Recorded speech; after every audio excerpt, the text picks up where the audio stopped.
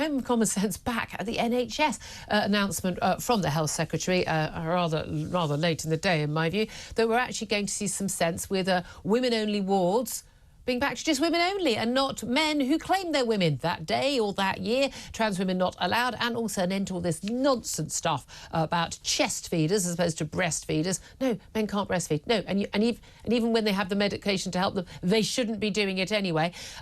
Kids come first, but also, you know, helping women who might have cervical cancer, calling them people with cervixes and all that nonsense, people who get pregnant.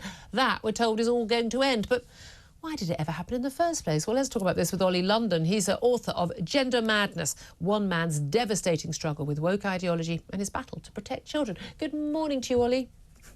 Great to see you as always, Julia. Thank you very much indeed for joining us. Look, I mean, it is extraordinary that this ever even happened in the NHS, and I've railed against the Health Secretary and the Education Secretaries over the years about, but you can't say we're doing something about it. We've issued some guidance about it. It's not good enough. It happened under your watch. It's happened under the Tories. Stop allowing it to happen. Ban it. It looks like that is finally happening, but why did it take so long? Yeah, you know, it shouldn't have taken long. It should have been a common sense approach. You know, the hospitals were using a gender neutral vocabulary like chest feeders, describing breast milk as human milk, and describing mothers and parents as birthing people. Now, this vocabulary is finally going to go away, but, you know, we've seen many women's campaigners fight against this over the years. They're also now only going to have female wards for females only. No, use women. No. You see, I hate the fact that people now use the word female when what they mean is women. No, women. Women. We know what the word woman means. We know, well, apart from Humza Yousaf, who might not, you know, but you know what a woman is. I know what a woman is. 99% of people know what a woman is, apart from Keir Starmer, who thinks some of us have got penises, for goodness sake. Yeah, exactly. You know, this is the term that has, you know, upset many women's campaigners trying to do away with the word women or calling women cis women. So, you know, thankfully, common sense is being restored now, Julia.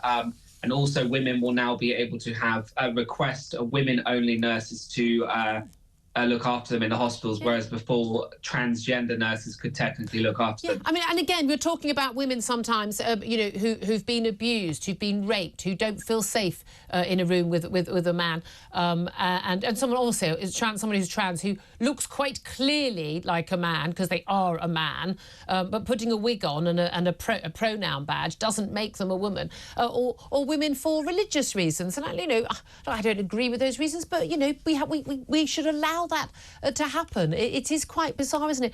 But why do you think this was able to get such a hold on the NHS? Because the thing that I always found really extraordinary, why I woke up very early on to the fact that, you know, this wasn't about helping trans people, because most trans people we know actually don't sign up to this madness at all. It's an activism thing. Why it was actually about misogyny. It was about a hatred of women. Not many wanted to be women, but a hatred of women. Because we didn't see, for instance, leaflets or adverts or letters going out about people with prostates or people with testicular cancer. It was always, men, you might have prostate cancer. Men, come forward, do check, you know, check your bits and look for cancer. But it was only when it involved women that it was chest feeders and people with cervixes and you know and people with, you know, ovaries. It only happened to women. That language didn't change for men. Why do you think that was? Well, the trans activist movement is a misogynist movement. And while we do see a lot more young women transitioning now, the majority of trans people are biological men. Yeah. And there are many trans people that don't prescribe to all this woke madness, but the ones that are the most vocal, the loudest ones, are the ones that have captured the LGBT groups like Mermaids, Stonewall, GLAAD. All of these organizations are basically lobby groups for the trans lobby. And it's all about what they want, Julia. It's never about let's consult with women. Let's see if women feel comfortable with men coming into their toilets, which they never do. Yeah. You know, you will rarely find a woman that agrees to that. I don't find any men. I honestly, my husband and every man I know is absolutely horrified by the idea that they'd walk into a toilet and scare the living daylights out of a teenage girl coming out of the loos. I mean, most, again, right-thinking men, and including people who have a trans identity, want to make other people feel comfortable. Yeah, exactly. Like the old school trans people that have been trans for 20, 30 years, you know, they don't prescribe to all this woke madness. It's these young activists, these woke activists that have really given the actual trans people a harder time now. Yeah, and again, also when you look at organisations like Stonewall, which did magnificent work furthering the rights of gay and bisexual people to be treated as equals, simply to get the same rights, to get married, to have the same employment rights and things like that. Really, absolutely basic stuff, which I completely subscribe to. And then they went on this trans activist mad road where they actually threw an awful lot of gay people under the bus. For instance, what was happening in the NHS Tavistock clinic where young gay boys and girls, young teens, struggling with their identity, possibly gay, and then basically being told you're born in the wrong body, you should cut various bits off and have loads of puberty blockers and the like. So basically, to all intents and purposes, castrating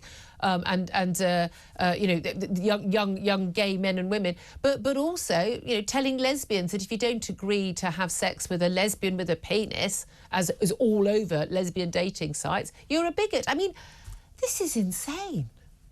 It is insane, and it is very sad for just normal gay, lesbian and bisexual people that are being told that they are trans, that the reason they are attracted to the opposite sex or the same sex is because they're trans. And we've seen thousands of cases of kids in the UK and the US that have been transitioned, girls that are just tomboys, girls that might just be attracted to other girls.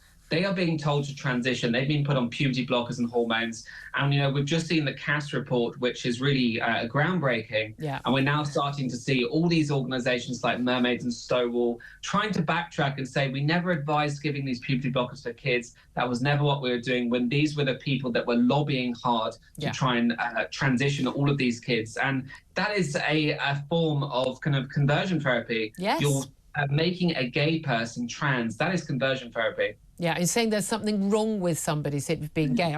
Last time I looked, I think that was homophobia. Oli London, you've been a fantastic campaigner on this, and you've had your own experiences as well on this, and I really appreciate everything you've done as well for protecting women's rights and safety and children as well. Oli London, thank you. Author of Gender Madness, one man's devastating struggle with woke ideology and his battle to protect children.